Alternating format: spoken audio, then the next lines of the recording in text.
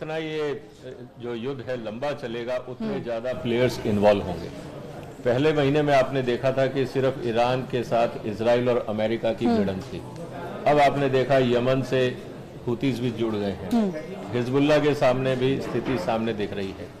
अब जैसे जैसे ये लड़ाई बढ़ेगी जी तो नुकसान भी बढ़ेगा और कई लोग जो है प्रभावित हैं वो भी इसमें इन्वॉल्व होंगे। तो ओवरऑल सिचुएशन कॉम्प्लिकेटेड है। और दूसरी तरफ जो चिंता की बात यह है कि पहले महीने तो चलिए आपके गोडाउन्स भरे हुए थे, सप्लाई आपके पास सबके पास थी।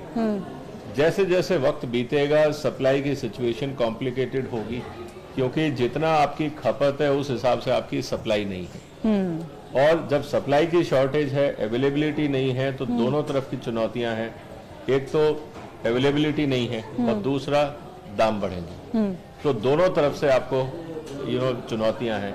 और भारत के लिए सबसे बड़ी चुनौती ये है कि जो मिडिल ईस्ट है जहां युद्ध चल रहा है वो भारत के लिए काफी बड़ा एक्सपोर्ट मार्केट भी है और हमें वहां से करीब साल का 50-60 बिलियन डॉलर का रेमिटेंस भी आता है जी। वो भी रुक जाएगा तो हमें दोहरी मार पड़ेगी। इसीलिए भारत के लिए चिंता काफी ज्यादा है, क्योंकि हमें 145 करोड़ लोगों के वेलफेयर को देखना। अच्छा सर, मैं आपसे ये समझना चाहूँगा कि जैसे पेट्रोल डीजल की आपने बात की कि उनके दाम तो ऑब्वियसली बढ़ेंगे, लेकिन अगर ये युद्ध लंबा खिंचता है तो क्या आपको लगता है कि ऐसे में इंडिया को, क्योंकि हमारी एनर्जी का पूरा वहाँ से आता है, तो इंडिया को अब प्रोएक्टिवली इस चीज़ को समझना चाहिए कि भाई ये युद्ध रुके ताकि हमारी जैसी दुनिया की बड़ी अर्थव्यवस्था है, इमर्जिंग इकोनॉमी है, उसका भी बचाव होगा। तो क्या आप देखते हैं कि भारत को में एक प्रोएक्टिव अप्रोच की ज़रूरत है? निश्चित रूप से, और भारत के पास बहुत अच्छा मौका भी था, क्योंकि जब लड़ाई शुरू हुई उस समय भारत ब्रिक्स का चेयरमैन था इस साल का। अगर मैं कहूँ अध्यक्षता भारत के पास थी। ईरान ब्रिक्स मेंबर है। भारत के इजराइल से संबंध अच्छे हैं, अमेरिका से संबंध अच्छे हैं। बाकी जो अंतर्राष्ट्रीय ताकतें हैं, चाहे वो चाइना है, रशिया है, ब्राजील है, जो इम्पोर्टेंट इकोनॉमिक फोर्सेज हैं, इंक्लूडिंग यूरोपियन यूनियन। तो भारत के पास एक बहुत अच्छा मौका था। हमें प्रोएक्टिवली इस काम को, जैसे ही ये हमला हुआ, इंटरवीन करना चाहिए था। हमने देरी करी, लेकिन अब देरी करने से नुकसान ये हो रहा है कि हमारे यहाँ पे आर्थिक स्थिति बिगड़ रही है। हमारे यहाँ ही नहीं, अमेरिका में भी हालत खराब है, यूरोप में हालत खराब है, चाइना में मुश्किलें बढ़ रही हैं, जापान कोरिया की हालत खराब है, मलेशिया इंडोनेशिया की हालत खराब है। वर्चुअली आप ये समझ लीजिए कि लड़ाई से पहले ईरान दुनिया का 4% जो क्रूड है वो कंट्रोल करता था। लड़ाई के बाद आज ईरान 20% कंट्रोल करता है। बिल्कुल, क्योंकि हुर्मुज से 20% निकलता है, अब वो निकल नहीं रहा। और अगर कल को रेड सी पे अटैक होता है, अगर हुतीस भी आके कहते हैं कि हम इस लड़ाई को वहां भी जारी रखेंगे और किसी को निकलने नहीं देंगे, तो आप ये समझ लीजिए ये कंट्रोल 32% हो जाएगा। तो सर, जो ये बातें हो रही है कि एलपीजी हमारे देश में है, हमारे पास पर्याप्त पेट्रोल डीजल है, क्या ये बातें सिर्फ बन बहलाने के लिए है? क्या वाकई हमारे पास है पेट्रोल डीजल एलपीजी सब कुछ है वॉर लाइक सिचुएशंस के हिसाब से? देखिए, आप इसको इस तरह से देखिए कि आज आपके फ्रिज में खूब खाना पड़ा है, हाँ, आपका पेट भी भरा हुआ है, आप अगले हफ्ते की सोच ही नहीं रहे। आपको लग रहा है आज पेट भर गया, आज तसल्ली से सोएंगे, कल की कल देखेंगे। अगर हम उस मानसिकता से चले तो 150 करोड़ के आसपास जो देश की आबादी है उसके लिए चुनौतियां होंगी। तो हमारे पास आज जो तेल भंडार है वो आपके लिए, अगर जिस तरह से हमारा टोटल रिजर्व है, अगर मैं स्ट्रेटेजिक रिजर्व की बात करता हूं, तो आपके पास करीब 5 दिन का। लेकिन अगर आप जो कंपनियों के पास पेट्रोल डीजल पड़ा है, चाहे वो आईओसी है, चाहे रिलायंस है या बाकी रिफाइनरीज हैं, उनका सबका मिला लें तो आप ये कह सकते हो कि शायद हमारे पास महीने 1.5 महीने का हो। लेकिन अगर खपत उसी हिसाब से जारी रही तो चुनौतियां आएंगी। तो जिस दिन लड़ाई शुरू हुई थी उस दिन मैंने अपने वीडियो में और प्रेस में जहां पे भी मैंने इंटरव्यू दिया था, मैंने ये कहा था कि सरकार को तुरंत इमरजेंसी प्रोविजंस लागू कर देने चाहिए, क्योंकि ये लड़ाई लंबी चलेगी, ये रुकने वाली नहीं है। आने वाले समय में अगर स्ट्रेट ऑफ हार्मुज खुला ही नहीं तो फिर क्या होगा? देखिए, जो हालात हैं, अगर लेटेस्ट डेवलपमेंट आप देखें तो ट्रंप साहब इस लड़ाई से निकलना चाह रहे हैं, वो फंस गए। हाँ, वहां भी चुनाव है, राजनीतिक मजबूरियां हैं और आर्थिक मजबूरियां हैं, उनको कुछ मिल नहीं रहा। वो भी चाहते हैं कि ये लड़ाई किसी तरह से रुके, अगर नहीं रुके तो अमेरिका इस लड़ाई से बाहर निकले। जब ऐसी स्थिति होती है तो हॉर्मुज के आसपास ईरान का कब्जा और मजबूत होगा, और उसके बाद अब ईरान डिसाइड करेगा कि हुर्मुज से किसको निकलना है और किसको नहीं निकलना। जी। तो एक तो स्थिति ये है सप्लाई साइड की। दूसरा, जिस तरह से डिस्ट्रक्शन हुआ है, वहां पे रिफाइनरीज टूटी हैं, पोर्ट्स के ऊपर हमला हुआ है, बाकी चीजें हुई हैं, तो सिचुएशन नॉर्मल आने में कई महीने लगेंगे। तो हम ये कह सकते हैं कि चलिए साइकोलॉजिकली हम कह सकते हैं कि लड़ाई बंद हो गई, लेकिन क्या स्थिति नॉर्मल हो जाएगी, उसके लिए कम से कम आपको 6 महीने और देखना पड़ेगा। अरे सर, इससे जुड़ा हुआ सवाल ये है कि ये तमाम चीज़ें होंगी और युद्ध लंबा खिंचा तो इसका असर इकोनॉमी में पड़ेगा। इकोनॉमी की बात कर लेते हैं। इकोनॉमी में आपने देखा होगा एफडीआई में जो था उसकी ग्रोथ नेगेटिव आ रही थी। एफडीआई के जो इंडिया में जो एफडीआई था उसकी संख्या कम हो रही थी। दूसरा सवाल ये था कि टैरिफ आया, फिर उसके बाद अब ये युद्ध आ गया, तो एक के बाद एक झटके आ रहे हैं इकोनॉमी में। तो आपको लगता है कि कहीं ना कहीं हमारी जीडीपी में भी जो अनुमान जताए गए थे कि इतनी होगी, वो अनुमान भी हमें घटाने पड़ेंगे और हमारी इकोनॉमी पे असर पड़ेगा? निश्चित रूप से। देखिए, जहां तक बात है जीडीपी घटाने की, तो आधे से 1% तो असर पड़ेगा ही। जब आपकी फैक्ट्रियां बंद हैं, आपके रेस्टोरेंट बंद हैं, लोगों को काम नहीं मिलेगा या ईंधन नहीं होगा, तो आप क्या करोगे, पहली बात। दूसरा, आपका एक्सपोर्ट रुका हुआ है। जी। गल्फ कंट्रीज आपके लिए बहुत इंपॉर्टेंट एक्सपोर्ट ओरिएंटेड मार्केट था। पूरी दुनिया में फाइनेंशियल ट्रांजैक्शंस एक हिसाब से रुक गई हैं। हर आदमी अपने खर्चे को देख रहा है कि कैसे हम अपने आप को मैनेज करें।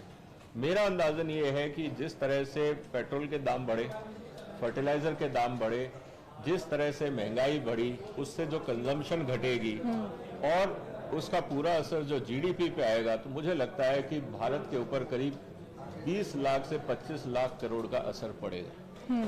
तो सर, आपने अपने वीडियोस में बताया था कि किस देश को कितना नुकसान हुआ है, मैं सुन भी रही थी। भारत को इससे क्या क्या नुकसान हुआ, ये अभी तक कोई नहीं जान पाया। देखिए, इस एक महीने में भारत इस समय सबसे वल्नरेबल है। हम चाहे कुछ भी बोले, अगर हकीकत हमारे सामने।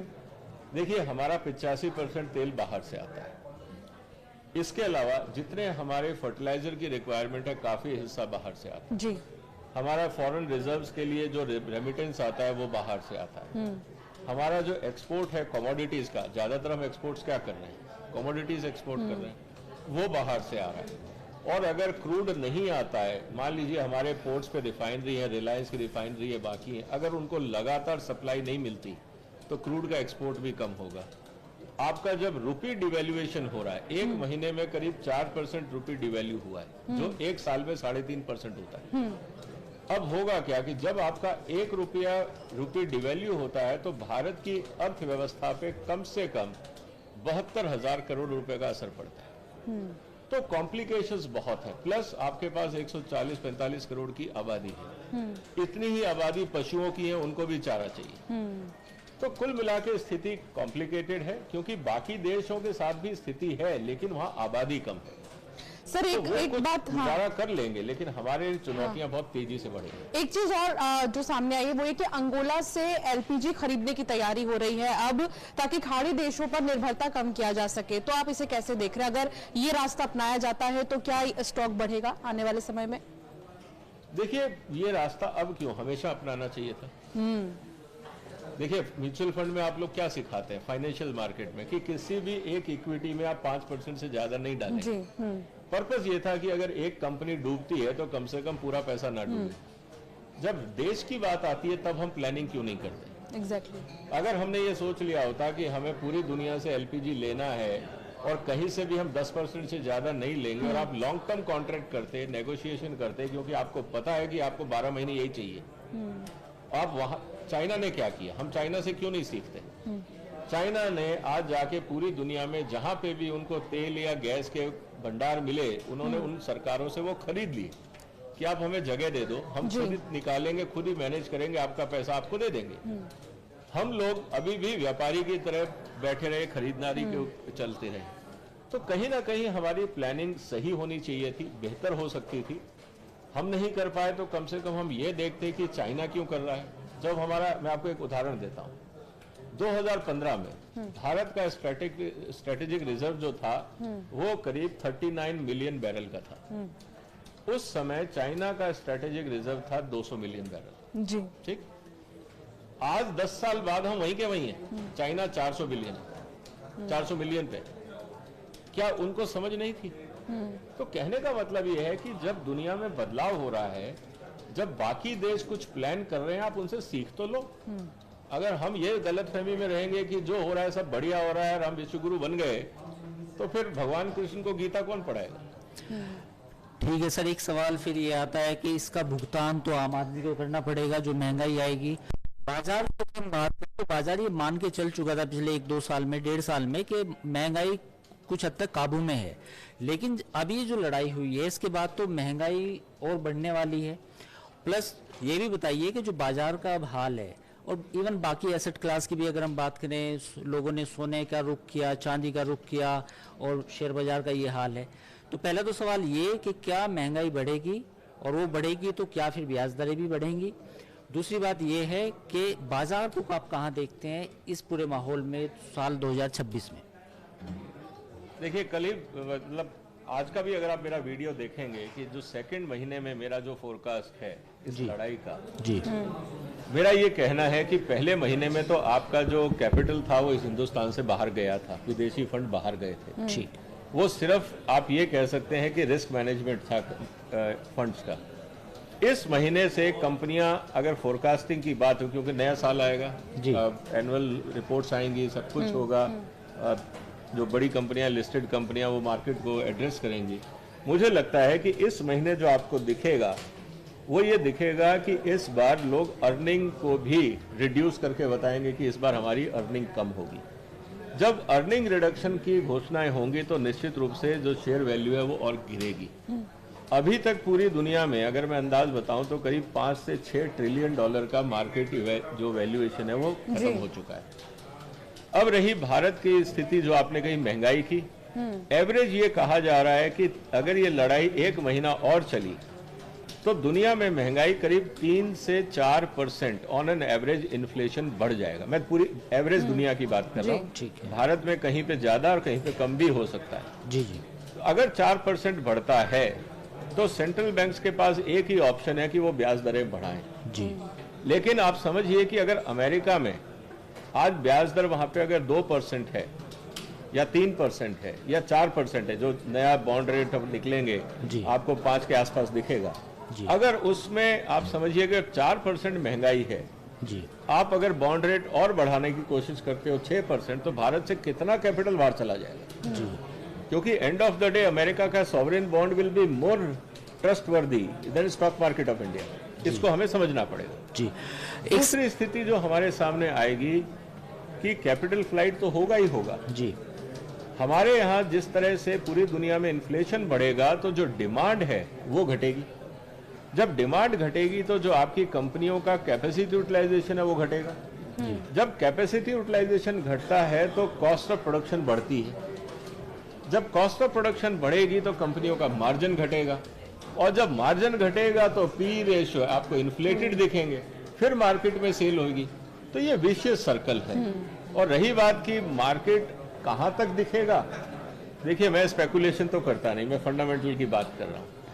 मैं कह रहा हूँ मार्केट ना भी बढ़े, इसी स्तर पे भी रहे तो ये अचीवमेंट होगा जी। क्योंकि जो हालात हैं इसका मतलब अगर हमने उसको मेंटेन कर लिया, और लेकिन ये बात भी सही है कि कुछ क्षेत्रों में जो स्टॉक्स हैं वो बढ़ेंगे, डिफेंस के बढ़ेंगे, जो हमारे यहाँ ONGC कंपनियां हैं शायद उनके बढ़ेंगे क्योंकि उनके पास रॉ मटेरियल सप्लाई है, क्रूड की सप्लाई है, और जो टेक्नोलॉजी कंपनी है कुछ एक उनके बढ़ सकते हैं।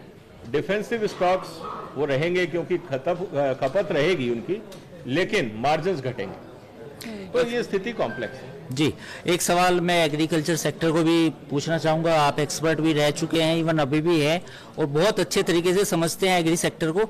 इस बार अल नीनो की बात की जा रही है, फर्टिलाइजर के दाम ऑलरेडी अप हो चुके हैं, तो एग्री सेक्टर को इस साल आप कैसा देखते हैं? चुनौतियां हैं दोनों तरफ से, क्लाइमेटिक पॉइंट ऑफ व्यू से, और सबसे बड़ा खतरा इस समय फर्टिलाइजर का है क्योंकि करीब दुनिया का 30-35% फर्टिलाइजर जो है वो मिडिल ईस्ट से आता है जी। आप ये समझिए जो स्ट्रेट ऑफ हॉर्मुज है वहां से करीब 30% दुनिया का फर्टिलाइजर निकलता है जी। अब वो बंद है, सोइंग सीजन शुरू हो रहा है, अब आपका मार्च चला गया जी, अप्रैल मई ये 2 महीने हैं, अब पूरी दुनिया में शॉर्टेज है।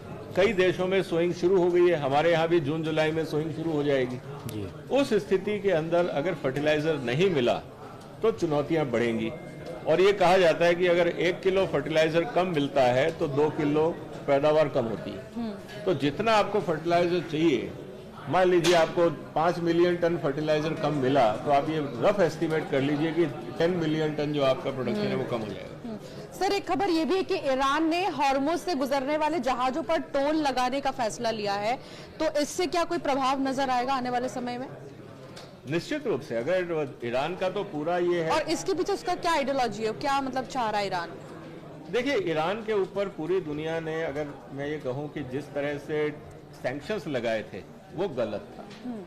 आपने पूरी वहां की आबादी को परेशान कर रखा। यही हाल क्यूबा का रहा, यही हाल वेनेजुएला का रहा। तो जो अमेरिका या वेस्टर्न यूरोप है, ये अपनी जिसको कहते हैं ना कि हेजमनी या दादागिरी, उसके आगे इन्होंने इंसानियत को नहीं समझा। अब स्थिति क्या है? अब हुर्मुज से दुनिया में इतना असर पड़ेगा, इतना तो ईरान को भी नहीं पता था। अब उनको समझ में आ गया कि ये तो ट्रम्प कार्ड है, अब हम इसको छोड़ेंगे नहीं। इसीलिए उन्होंने कंडीशन रख दी है कि अगर लड़ाई रोकनी है, नेगोशिएशन में एक कंडीशन उनकी ये रहेगी कि हुर्मुज पे ईरान का अधिकार रहेगा। पर आज भी अगर आप देखें, जो हुर्मुज से जहाज निकलते हैं, कहने को जो सबसे सकरा रास्ता है वो 21 मील का है, लेकिन 21 मील में भी सिर्फ 3 किलोमीटर क्षेत्र ऐसा है जहां पे डीप है, जहां से बड़े जहाज निकल सकते हैं, और वो 3 किलोमीटर का क्षेत्र ईरान के कब्जे में आता है। तो ईरान तो कहेगा कि आप टोल टैक्स दीजिए और जाइए, हमने मना कब किया? और टोल टैक्स उन्होंने रख दिया है कि साहब $2 मिलियन, मतलब आप 20 करोड़ रुपए दे दीजिए, एक जहाज ले जाइए।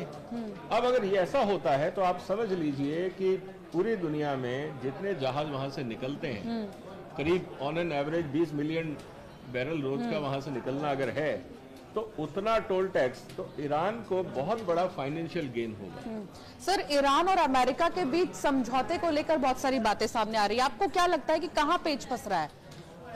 ईगो, ट्रंप साहब का ईगो, इजराइल का ईगो। अब स्थिति ये है कि ट्रंप साहब हाथ पे हाथ रख के वापस आ नहीं सकते, क्योंकि वो अपने डिफीट नहीं दिखाना चाहते। यही हाल इजराइल का है, वो डिफीट नहीं दिखाना चाहते हैं। ईरान का सवाल है सर्वाइवल का।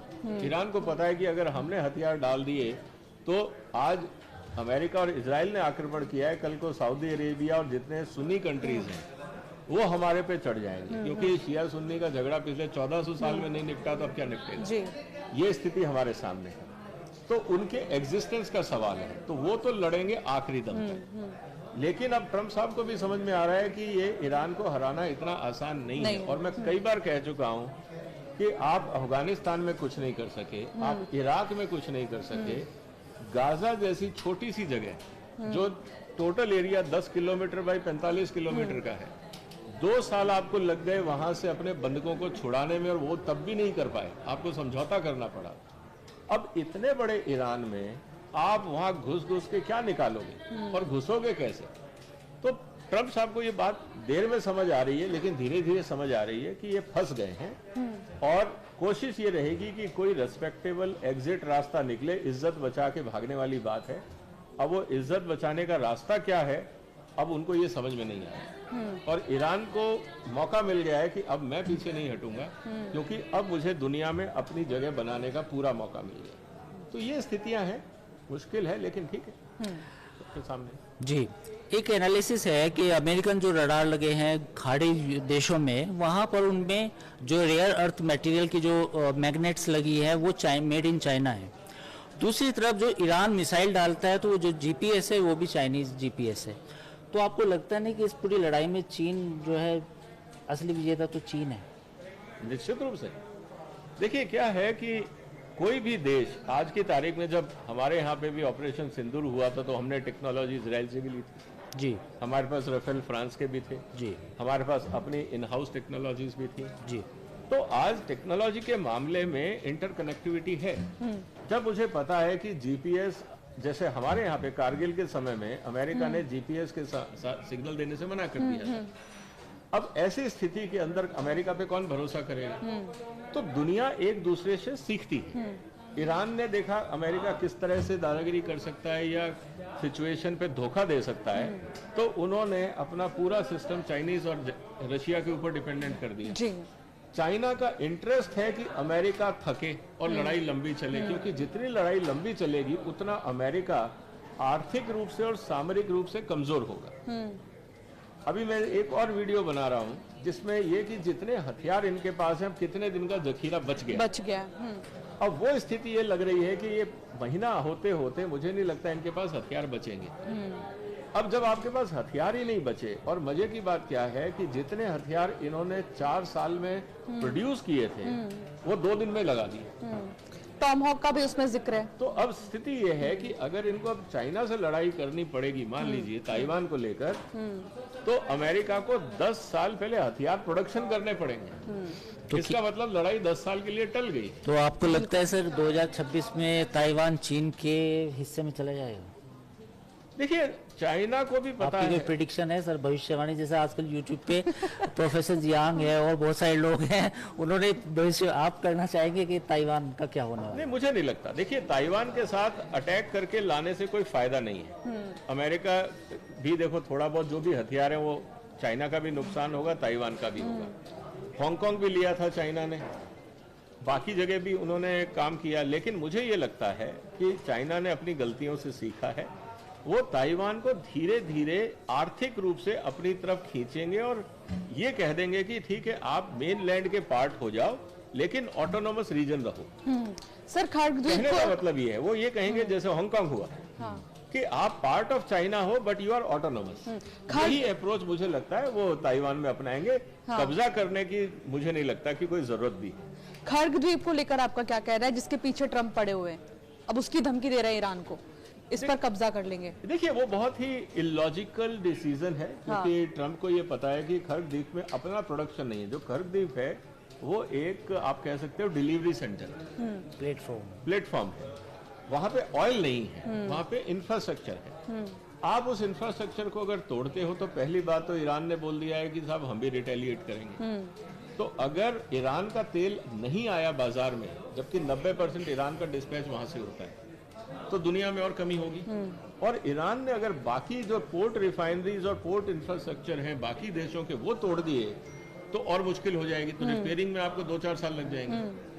तो ये मूर्खता मुझे नहीं लगता अमेरिका करेगा। धमकाएगा जरूर, लेकिन शायद नहीं करेगा। करेगा तो कीमत बहुत भारी होगी। दूसरी तरफ खर्ग द्वीप में ऑलरेडी जब पता है कि ये मेरा इंपॉर्टेंट इकोनॉमिक एजेंडा है वहां पे, तो आपको क्या लगता है ईरान ने वहां तैयारियां नहीं की होंगी?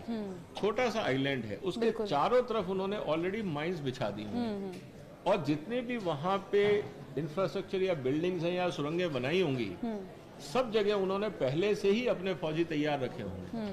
तो इतना आसान नहीं है। और अगर मान लीजिए अमेरिका ने कब्जा कर भी लिया, तो एक फौजी जब वहां उतरेगा, अमेरिकन फौजी, उसके पास 1 या 2 दिन का खाना होगा। तीसरे दिन उसको सप्लाई आप दोगे कैसे? वो तो अलग अलग जगह छुपे हुए बैठे होंगे, उन तक खाना कैसे पहुंचाओगे, पानी कैसे पहुंचाओगे? ये सुसाइडल मिशन होगा। जो वहां लैंड करेगा वो वापस कैसे आएगा? ये ट्रंप को भी शायद समझ में आ रहा होगा कि उससे डिजास्टर हो जाएगा अमेरिका में। तो ये धमकाने की बात है, वो करेंगे नहीं, जहां तक मेरे को लगता है। अगर इस युद्ध के सबक की बात की जाए तो 2-3 सबक मोटे मोटे जो मुझे दिखाई देते, बाकी सर बताएंगे। तो कहीं ना कहीं सर, ये जो आपने स्ट्रेटेजिक रिजर्व की बात बताई, तो ये तो सबसे बड़ा सबक होना चाहिए, क्योंकि अगर लड़ाई हमारी पाकिस्तान से 1 महीना चली तो उसमें तो हमें बहुत सारा तेल और ईंधन चाहिएगा।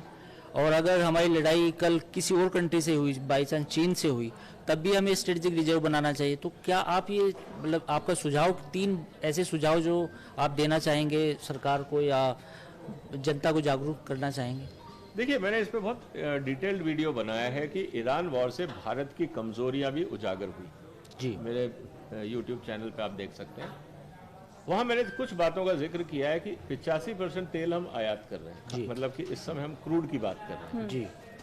आपको ये अब पता लग जाएगा कि साहब आने वाले दिनों में अगर 1 महीना भी डिसरप्शन होता है या अटैक होता है, तो 1 महीने के लिए अगर काम रुकता है तो आपके पास रिजर्व्स होने चाहिए। तो आपको ये भी देखना पड़ेगा कि चाइना की आबादी हमारे जितनी है, लेकिन उनका रिजर्व हमारे से कम 20 गुना ज्यादा है जी। तो ऐसा क्यों, उसको समझना होगा, पहली बात। दूसरा, हमारे यहाँ खाने का तेल भी 70% आयात होता है। और कल को मान लीजिए कि हमारे यहाँ पे मलेशिया और इंडोनेशिया ने किसी कारण से कह दिया हम खाने का तेल नहीं दे रहे या रेट डबल कर देंगे, तब क्या होगा? बिल्कुल वो स्थिति बिगड़ सकती है। दालें आप लोग इंपोर्ट करते हो अपने यहाँ महंगाई घटाने के लिए, दालें आती हैं अफ्रीका से, ऑस्ट्रेलिया से, थोड़ा बहुत हमारे यहाँ कनाडा से। जी अगर मान लीजिए वहां पे, मैंने एक कहा था जब मैं लास्ट टाइम अफ्रीका में था एक पल्स कॉन्फ्रेंस के लिए, जी तब मैंने कहा कि अगर वहां से 2 मिलियन टन भी अगर मान लीजिए चाइना ने खरीद ली तो आपके लिए दाल नहीं बचेगी, चाहे वो खरीद के अपने पशुओं को खिला दे। जी आपके यहाँ दालों के रेट 300 से 400 हो जाएंगे। उस स्थिति में क्या होगा? तो हमें हर क्षेत्र में, हमारी दवाइयों का केमिकल चाइना से आता है करीब 60 से 70%। हमारे यहाँ पेस्टिसाइड के सारे केमिकल ज्यादातर बाहर से आते हैं। जितनी नई मॉलिक्यूल्स हैं वो हम बाहर से ले रहे हैं। हमारे यहाँ पे बाकी जो आप जितना भी असेंबली कर रहे हो मोबाइल की और इलेक्ट्रॉनिक्स की, वो सारे पार्ट्स बाहर से आ रहे हैं। तो हमारा जो इकोनॉमिक डिपेंडेंसी है वो इंपोर्ट ओरिएंटेड है। हमारे यहाँ पे बहुत बड़ा रिस्क है। बिल्कुल। तो इसीलिए भारत सरकार को ईमानदारी से हर मंत्रालय का और हर सेक्टर का ऑडिट करना चाहिए। और अब 10 साल हो गए, अब आप ये नहीं कह सकते कि साहब कांग्रेस क्या कर रही थी।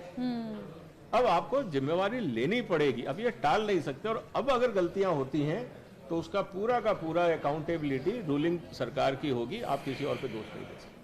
बिल्कुल। तो कुल मिलाकर कहने का ये मतलब है कि हमें हमारा मार्केट भी एक्सपेंड करना होगा और दूसरे जगहों, जैसे भी अभी हम बात कर रहे थे, जब अंगोला की बात कर रहे थे हम, और साथ ही आने वाले समय में ये देखना होगा कि किस तरीके के हालात और भी ज्यादा बनते हैं। हालांकि अब दूसरा महीना जिसकी शुरुआत हो चुकी है इस वॉर के मद्देनजर अगर हम कहें तो। सर बहुत शुक्रिया आपका हमारे साथ जुड़ने के लिए और बातचीत के लिए, बहुत अच्छा लगा, एनालाइज किया हमने। अंकुर जी बहुत शुक्रिया साथ जुड़ने के लिए।